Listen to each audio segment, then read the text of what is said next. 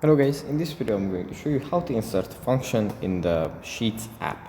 But before that, don't forget to subscribe, leave a comment down below, because at 10,000 subscribers I'm going to show you my whole YouTube revenue statistics and growth strategy.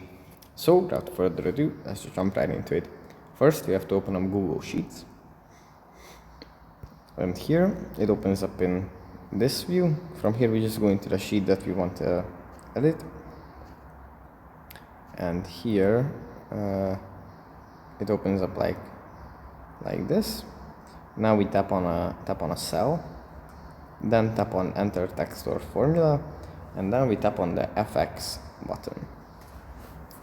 And here we have a lot of functions. Let's just select a category and then see one of these. Here we can tap on the letter I next to the function, and then we see the summary and the description of it. And then we can just tap on insert function, and the function is going to be inserted here, and we can fill in the details.